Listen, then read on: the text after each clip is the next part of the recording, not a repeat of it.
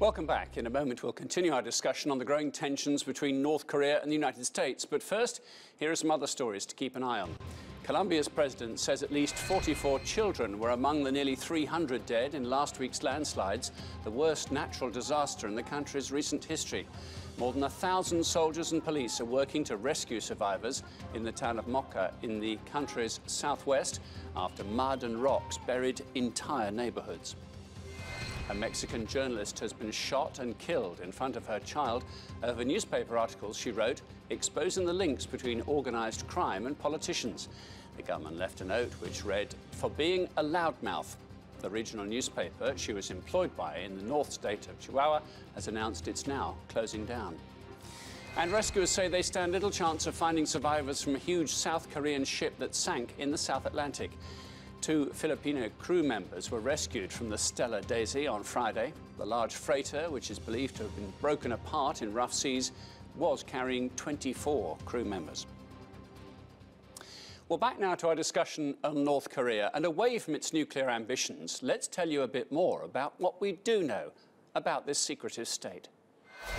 It emerged in 1948 and is officially called the Democratic People's Republic of Korea, or DPRK. Estimates for 2016 put the current population at just over 25 million people. It's not a communist state, but operates on an ideology known as juche, meaning self-reliance. It's officially an atheist nation, and it's often accused of religious persecution, particularly of Christians. That's because people are expected to worship the state and its leaders, starting with its founding father, the so-called Great Leader, Kim Il-sung. He established a family dynasty and cult of personalities, succeeded by his son Kim Jong-il in 1994, then his grandson, Kim Jong-un, in 2011. But while the family thrives, their people are said to be suffering.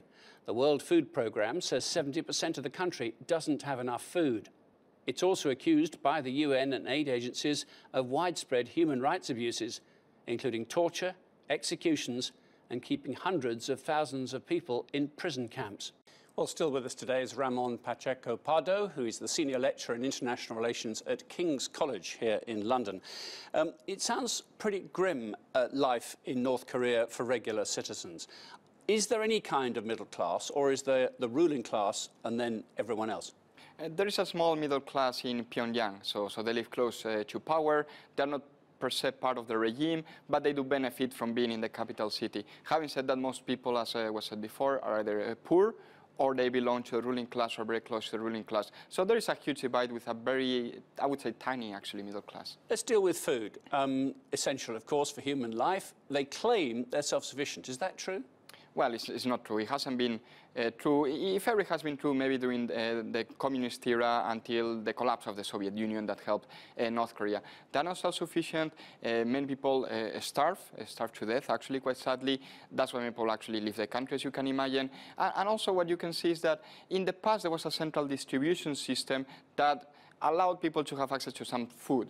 Now, this system collapsed around 20 years ago, and it has never been fully restored. So the situation is nowhere near as it was in the 1990s, when it was a little bit better than it is today. So is it completely random? I mean, some families get food, some don't. How does it work out? Well, the way it works, in theory, everyone has access to it. Yeah. As you can imagine, there is a... In practice, it's very different, right? Exactly. So there is a bribe process, as you can imagine. So people can buy food in the black market, and then they can resell it. Or people who have access to some sort of income, they actually bribe the leadership of the country, whether at the central or at the regional level, and they can get access to rice and other staples. And people do work, of course. There is employment. And is there set salaries? Government-controlled salary levels and so on and so forth? There used to be, and this remains the case in Seoul. In Pyongyang, but this is not the case anymore. The government doesn't have enough money to pay people. In theory, all men have to report to factories, other workplaces. In practice, many of them don't, because they don't get a salary. They get it in very irregular intervals. So much more people actually survive from the black market economy, not necessarily from the real economy. What does the black market economy mean? People trade in what? People trading especially with China through the border, they trade on many different issues. Food was mentioned before. They trade, for example, on issues such as DVDs, because they want to get access to entertainment and information from overseas. Which brings us on to sort of information and media. There is none such in terms of an open media, nothing like it, is it? It's very controlled. Yes, controlled by the central government. There is nothing like free media. Is there any way, because I think internet use is coming in, albeit in theory government controlled, is there any way you can get information through other means apart from official channels? Mobile phones. One big black market item in North Korea are mobile phones that come through the border with China into the country. They're very expensive, as you can imagine. Sometimes they come with internet access.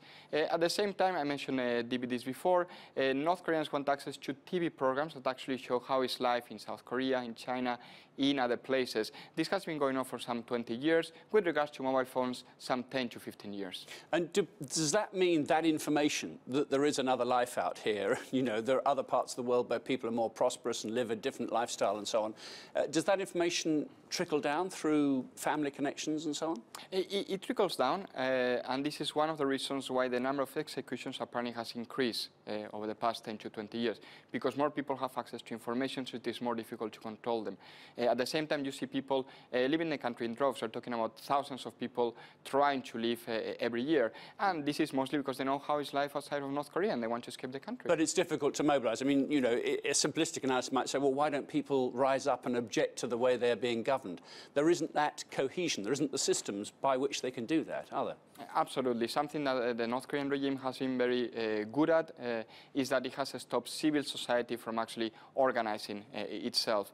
Plus, at the same time, these executions that I mentioned before actually scare people, as you can imagine, because not only they execute those who have committed a crime, the parents and the grandparents in some cases, plus it could also be the son and daughters, they can be sent to prison as well. So they have this system whereby several generations of a particular family will be sent to prison, will be executed. So if you dare to have a different opinion, if you dare to not think the Kim family is like a deity, which is the impression we get, then you will be shut down, and generations of your family will be shut down. Yes, so you cannot say this in public. Okay. The forced labour camps, is that just a myth, or is that true? It is true. It is true that there are forced labor camps. Maybe the figures have been exaggerated and we don't have millions and millions of people in them, but there are forced labor camps, and at the very least tens of thousands of people are working in them. There are people who have left the country, who have or claim to have been in the labor camps, or know those who have been in the labor camps, and they'll have the same accounts. They do exist. You can be sent there, and you can be sent for years, not necessarily for months, but years, even decades, if necessary. The state controls the media, as we've heard, such as it is. Does it control education? What do young North Koreans learn? They do control education, and what they learn, first of all, as you can imagine, Juche ideology that was mentioned before, which is self-reliance. So in other words, that North Korea doesn't need anyone else, doesn't need China, doesn't need the US, etc., etc. They also learn that they're enemies. They're enemies of the state.